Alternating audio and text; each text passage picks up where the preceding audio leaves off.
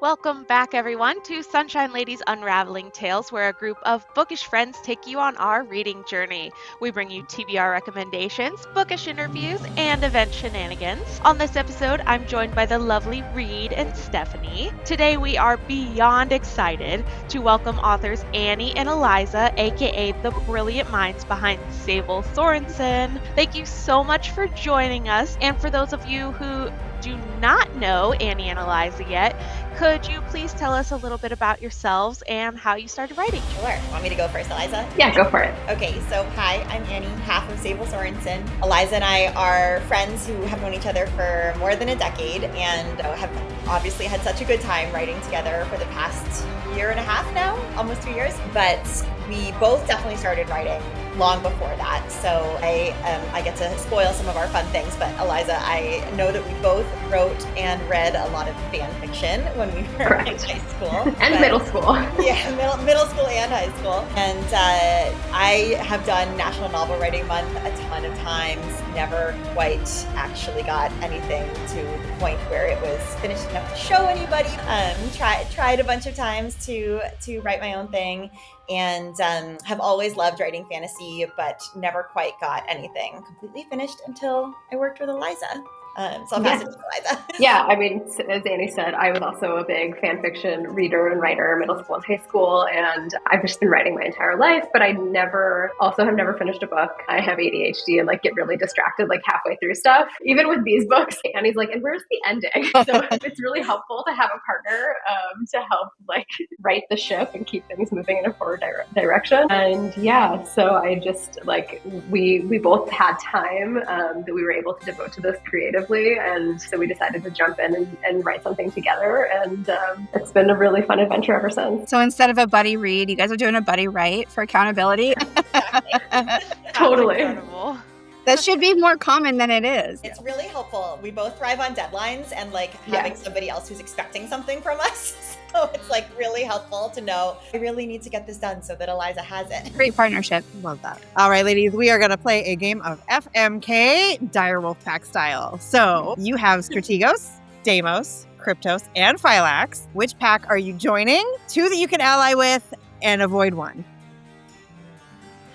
I know it's hard. It is. You want to go first on this one, Eliza? Yeah. So if there's one that I would join, it would be Deimos, because I just love their bloodthirsty nature, and I feel all of the darkest moments of this book have unfortunately come from my mind. So I think I picked my own pack there, and then the two that I would ally with would be Strategos, because I think everybody needs to pick a smart friend to help them guide their way, as I've done with Annie in this writing project, and Kryptos. I'm sorry to say Phylax would be the ones that would get left behind. Yeah, let's see. For me, as Eliza alluded to, I would be a Strategos. I'm definitely a very type A planner type of person, so I feel that fits my personality pretty well. Eliza and I have both joked that we wish we were Kryptos because we feel they're the really cool ones, but neither of us. Totally. So yeah, I feel again, sorry Phylax, but I would probably have sort of brute force and ability of Deimos would be really helpful. So alas, but we love you too, Phylax. Absolutely. So it's safe to say Direbound has been a smash hit, and it's become super popular. Can you guys give us some insight into your collaboration and what went into the writing process for this series? How do you guys divide and conquer? Yeah, so I'm happy to take that. So we work off really, really, really detailed outlines, and I feel when you're working with a writing partner, that's something that you have to do, because you need to make sure that you guys are on the same page, literally, and that there's a clear through line that's happening in the story. Because if you have one conception of a character and your writing partner has a totally different conception, things can end up strange. We've actually been dealing with this a little bit more in the second book, and just that we've added a lot more world stuff, and we've discovered that we have slightly different conceptions of how world stuff happens. So aligning from the very beginning is super critical. And so once we have this super detailed outline, it's I go off and what we do actually first is we get together, we talk about the big picture, what is the beginning, middle, end of this book, and we plot out the whole story. And then I go off and I write the outline, and it's usually 2 to 3 pages per chapter of outline. So it's super, super, super detailed. We know exactly what's happening. And then, yeah, it's really, it's a really detailed outline. That's There's awesome. no room for deviation. Yeah. And Except then, when we're writing, of course, sometimes things go just Yeah, oh my God, totally. I'm sure. The I would characters say, honestly, choose the what best- they want to do sometimes, Exactly. and you They just have to totally do. listen. Yes. And I would say, like, also half the time we have the outline and we reach the point where we're starting to write stuff and we're like, this is just not working. Throw it all out, start again. So there's a lot of going back and redoing stuff. But in terms of the actual writing, we take it and we both like to write slightly different things. So we kind of divide based on our skill sets. And then sometimes we divide on chapters too. So sometimes it's like, I'll take this sequence, you take that sequence. And sometimes it's like, I'll take this part of this chapter, you take that part of that chapter. So yeah, and then we write. And once we have it done, we do all of this in Google Docs. We've been talking about Google Docs so much, I feel like we're like spokespeople for it. But Sponsor us. it's an amazing tool. Seriously. I have to say, It's an it's amazing very tool for seamless. writing. Your voice is very seamless as well. Oh, thank you. Yeah. Thank you. Well, it's because we do it all on Google Docs and Right. we write each other. So we go through and we both reread and edit the book like 3-4 times, I think, before we can call a draft done. And we leave each other comments along the way, like, I wrote this line and it's not working. Can you fix it when you go through? Or like, this whole sequence doesn't make any sense. Does it make sense to you? So that's how our process works. Yeah, like I'm really bad at like the chapter outs, for example. So often I'll get like all the way to the very end of the chapter and then I'm like, I don't know what the last like dramatic thing should be before the chapter ends. Like, Eliza, oh! So things like that. So you have more brain power, but kind of twice the editing. Makes sense.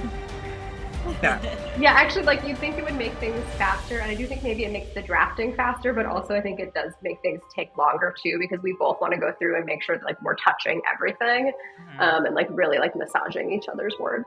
So this Direbound became popular, seems like overnight, and it has just taken with the bookish community. So what has that quick rise in popularity meant to both of you, and how are you enjoying it? What are some things that have changed in your lives ever since Direbound went crazy? I would say one thing that is a big thing that's changed is that we're both focusing on this full time right now, which is really cool.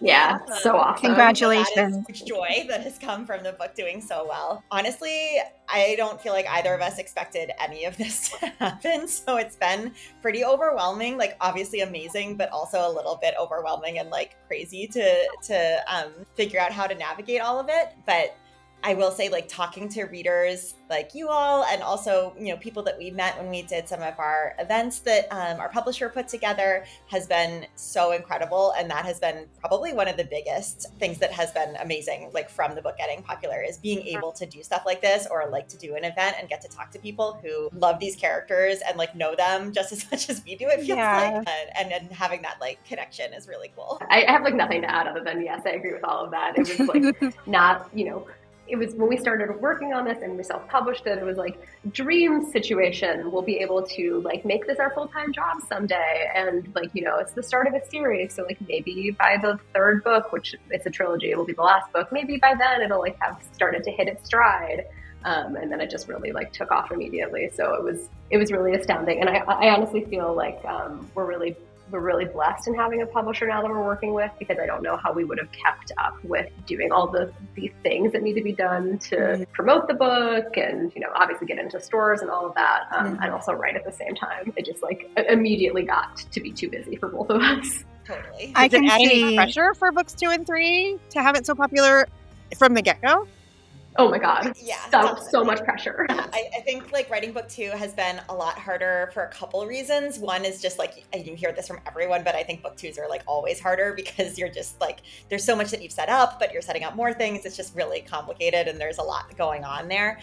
But also definitely like hearing how people feel about certain aspects of like different characters and the plot, it puts more pressure. And also it's a little bit tricky sometimes to divide out like, okay, what do we really think should happen, or like what is our conception of this versus like what we're hearing from other people too. Totally. Do you have books 2 and 3 like completely plotted out, like you know how 3 is gonna wrap up and finish? We know how it's going to end. We had originally plotted out the trilogy, and then after book 1 published, we decided to make some changes into what was going to happen in book 2, and that sort of like also impacted what we thought book 3 would be. So book 2 we're in the middle of editing the third draft of it right now. We're almost done with that. So it is, we know what's happening. Right. It took us a while to get it right. It like took quite a while to like make sure it was the right story. It's been a lot of rewriting, but like I think it's gotten better every single time. So I'm really excited about where it's ended up. Yes. That's awesome. And then book 3, we know like basically the ending of it, and then we have a lot of work to do in terms of figuring out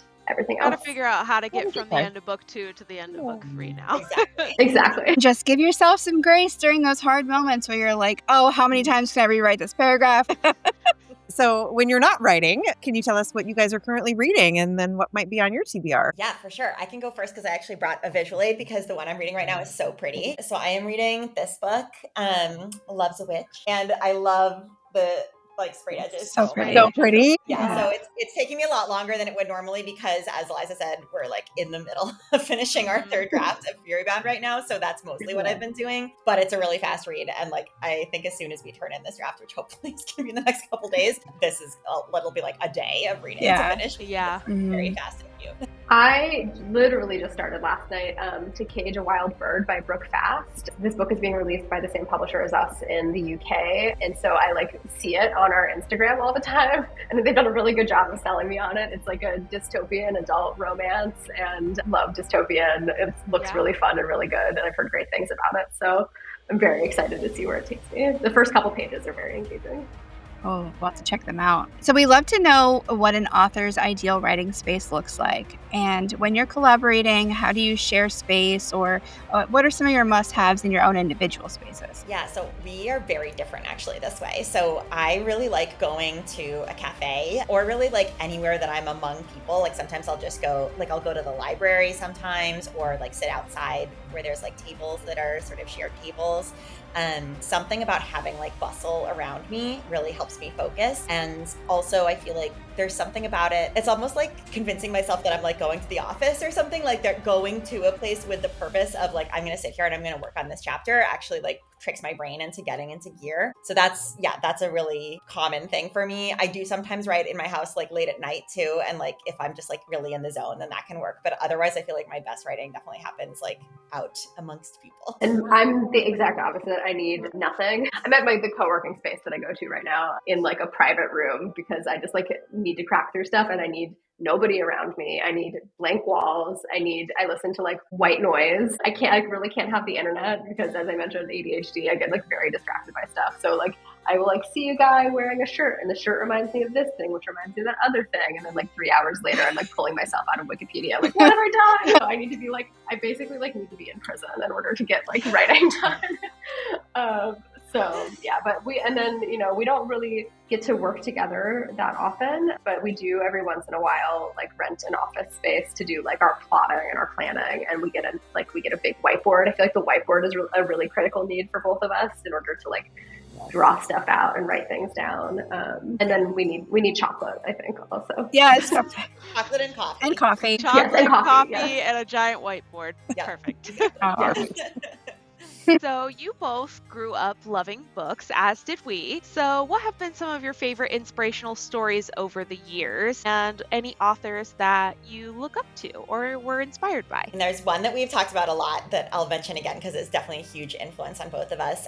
So the His Dark Materials trilogy by Philip Pullman, Golden Compass is the first one. That book and that series was huge for both of us when we were growing up, and definitely, I mean, there's so many amazing stories out there with like people who have like a bonded animal or like an animal that's sort of like, inextricably tied to them. And that is such a fun spin on it, where if you haven't read it, all of the humans in this world have like, an animal who's sort of an external part of their soul, almost like acts a little bit like a conscience or a guide. And when you're a kid in that world, the animal can like change shape and be different animals. But then once you grow up, it sort of settles into an animal and that like reflects your personality a little bit. So we definitely both spent a lot of time thinking about like what would our animal be if we were living in that universe. I'll mention another one. There's so many, but one for me in particular is the Alana series by Tamara. So it's like an oldie, but such a goodie. If you haven't read it, it's a quartet and it's about this woman who disguises herself as a man in order to go train to be a knight.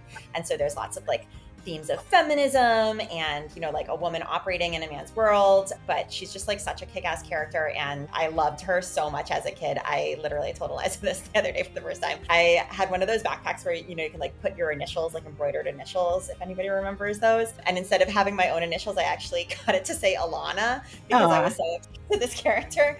So yeah, it was like a next level obsession for me. Yeah. Also, I mean, for me as well, Philip Pullman, that was like a huge series for me growing up. My favorite book as a kid was The Phantom Tollbooth. I read it like once a year religiously. I think it was the first book that like really made me laugh and made me like think about how words are used. It made me think about language in like an entirely new way. And I feel like that's just been like a huge influence on me throughout my entire life. But I also I was really into like soapy books, like soapy series books as a kid. So like I loved like the Sweet Valley books. I really loved Gossip Girl. There was this series called Fearless that was like about a girl who like doesn't have the gene for fear, and she's like running around New York City being like she's like a 16-year-old girl like working for the government. And so like I also feel like that type of stuff has been a huge influence on me, and that like I love dramatic twists, and I love like cliffhangers, and I love tropes, and it really is all stemming from that. Yeah. I feel like fan fiction too, actually, just to throw that in again, has been such a big influence on part of it. And I feel like that was a big place that I went for sure to like find my romance fix. Like we both always loved romance. And that was like a huge place where I really discovered like how like big and amazing romances can feel, before I then realized, of course, this is a whole genre and you can go to the library and find books there as well. As you said, you're animals. So which animals would you guys pick if you were Golden Compass? I mean, wolves probably for both of us, but also another one that I like always thought about as a kid was otters. I love otters. Oh my gosh, yes. Yeah. And I love how they're comfortable like on land and in the water. So there's like a whole thing in that book about like, oh, what if you bond to a water animal? Then you like have to always be on the water. So anyway, I was like, water would be perfect. I've gone really back and forth about what my animal would be. I think it would be something either like super cute, like a red panda that's like fun to look at all the time, or like something really vicious. Like I think like a bird of prey would be great. It's like a fly that's super cool. You should go with like honey badger. Honey badger. That's it's a honey badger. They can be vicious and cute all at the same time. Brilliant. Yeah. All right. So without spoilers, which scenes were some of your favorite to write? And were there any that you had to like compromise on? That kind of stand out, and then how do you handle like disagreements on certain topics? Eliza, you want to go first? Yeah, my favorites to write were like any, and continue to be my favorite things to write, like any of a big character dynamic moments. So like heated conversations between characters that are moving their relationship forward. That's always my favorite thing to write. I feel like we have not had any like serious disagreements about content. Usually if one of us feels like something isn't working, we're right about it. We just don't usually always have the answer as to why it's not working, and then we come to that together. But like if one of us can see that something is not quite fitting, it's like there's a reason, right? Like if it was working, it would be working. What is your favorite thing to write, Annie? I mean, I love writing action sequences. One of the first things that I worked on in the first book was the ascent. I worked on a couple chapters in a row there instead of us like splitting it back and forth. And that was probably one of the most fun things. Like, I feel like that was a moment for me where I was like, oh, I think that like this is going to work. Like, I'm really excited about this. Yeah, what a great way to start the book. Now, so that you guys have understood your weaknesses a little bit more clearly as writers, I'm sure that those have now transgressed into strengths. And so do you find that you are stronger as a writer to potentially write individually, or do you guys plan to write more series together? We've talked about this for sure. I feel like both of us are excited to keep working together for a little while longer at least. And we have like ideas of, you know, should we be so lucky to continue after this trilogy, like what might come after this. But I think we both probably would like to try our hand at writing alone. Sure. Now that I like have been through the whole process beginning to end of writing a book, even though I wasn't writing all of it entirely myself, it feels like more like less of a scary mountain now, right? I've seen it be climbed, so I know how it goes. Mm-hmm. That's awesome. Would you use your real names, or would you pick separate, I'm blanking on what they're called. Pen name? Pen name. Names, yes. I don't know. That's a great question. I feel like it maybe would depend like on the genre, whether I felt like it made sense. Agreed.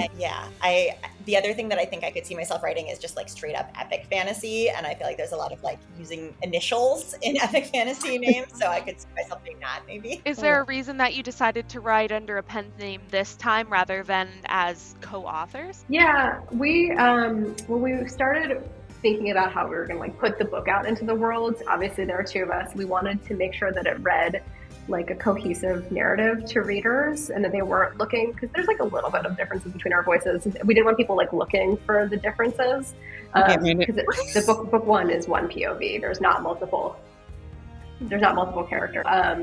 We really wanted to make sure that it read cohesively, which is part of the reason why we chose the pen name. Yeah. Okay. And we are looking forward to meeting you, Annie. You are going to be at Romantasy Book Con in Orlando in just a couple of weeks. I know, it's so soon. I know, I'm Yeah. so excited, as are we. What are excited. you looking most forward to for the event? Or any future events that you guys may be attending? Yeah, I mean, this one in particular, I've never been to one of these like big romantasy conferences before, which is kind of hard to believe since I'm like such a huge fan of this genre and like the two genres that make it up. But so like just doing some of the really classic moments, like I know there's like a ball on the weekends and I feel like that's going to be really fun, but also meeting some of the people like you and other folks that we have met online in the fandom. I feel like there's, so many amazing people that we've like messaged with on Instagram or people that we've talked to in our Discord that I'm going to get to meet in person. And so that's really exciting. We need to join your Discord. We do. Yeah. Yes. Oh. Oh my gosh. Yeah. You know, I might be. I'm debating it. After you break my heart with the ending. Oh, Yes. heart with the ending of this book, and then make it all better by coming to RBC. Yes. Keep you posted. Love it. All right. Can you ladies tell us anything you're allowed to say that you are most excited for the readers to discover in Fury Bound, which is book 2? Well, one thing that is very exciting is that there is going to be an additional POV in book 2. That has been like very challenging, but really fun to write for both of us. Eliza, what else can we tease? So, the first book is set around the background of these bonding trials. I don't think it's like a huge spoiler to say that like the trials are done by the end of book 1. So there's no trials setting for book 2, but there's still quite a lot of action and quite a lot of violence. And I would say we upped the emotional violence in this book. So guard your hearts. Get ready. Yeah. Wait. Yeah. Oh, We man. may or may not have both cried while working on this. Spice level, same as what? Oh, good question. Similar, I would say. Yeah. Definitely similar. Delicious. It was beautifully written. All right, let's play a game of this or that quickly. Just answer coffee or tea, Both. Coffee. braid edges, fan art, Fan art. Fan art. dire wolves, vampires, Direwolf. ebook or audiobook, I'm an ebook reader. Ebook for me. Yeah. Same. keyboard or pen and paper. Oh, Keyboard. I for use me. keyboard to draft and then pen and paper to edit. Plus Okay. the whiteboard, of course. Can't forget that. Oh, yeah. Markers. Physical strength or mental strength, Mental. Yeah, mental strength. library or bookstore. I know, that's a Both, hard but one. maybe bookstore. I think maybe bookstore for me too. Spicy or action scene. I say spicy. Okay, then I'll Me? say action to even us out. Wait, you made it through. Easy peasy. Now, of course, we've been teased for Fury Bound in book 3 of these trilogy and the potential for you guys to maybe go off on your own in the future. But is there anything else that is known or that you could tease us for in the future in Sable Sorensen? I mean, great question. We did share, there's an amazing US like special edition hardcover of book 1 coming out, and we've shared some of the details about that, but there's another like really cool aspect of it that we have not been able to share yet. So that's one thing to look forward to. Oh, okay. Hopefully in the next couple For of sure. weeks we'll be able to share that. And that edition is coming in March. So Very nice. that at least is a concrete thing. Yes. Or distant future. Wait, I don't okay, know. sorry, quick question. Audiobook, same narrators? I think so. For Fury- They're Oh, yeah. amazing. They're so good. Have you guys each listened good. to the book? Have you listened to it?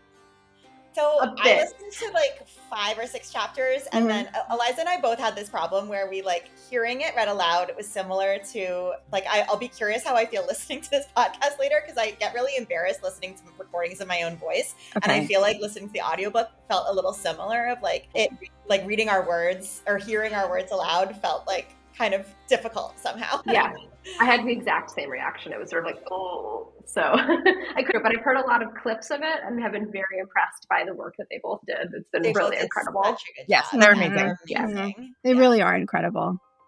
And I don't have that reaction, by the way, at all. I have the opposite reaction. So Yeah, I where think there's can also, and I think that when you hear the book read aloud, it's hard to not have that feeling of like, oh, like if I could, maybe I would go back and revise that moment just like a little bit more. So yeah, I don't know. The hardest part of a painting or any art piece is knowing when it's done. So it's really just the criteria of being an artist. Yes. where can all of our listeners find you? On social media or the Discord handle maybe? Yeah, so we do have our Discord, which we mentioned. There's a link in our link tree, which you can find on our social media. So we're on Instagram and TikTok. And the Discord is really fun. We sometimes get to share new art there ahead of time before we put it on our social media or things like that. So definitely encourage people to check that out. We also have a yeah. Oh, yeah.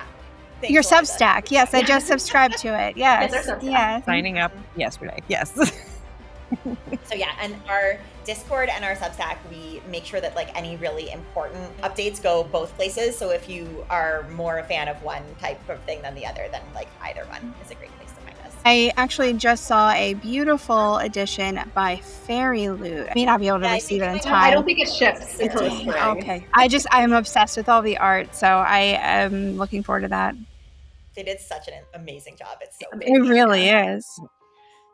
Yeah, it's beautiful. Well, ladies, thank you both so very much for joining us today. Next up on Sunshine Ladies Unraveling Tales, we will chat with author Audrey Goldberg-Ruoff. So we'll see you guys next time.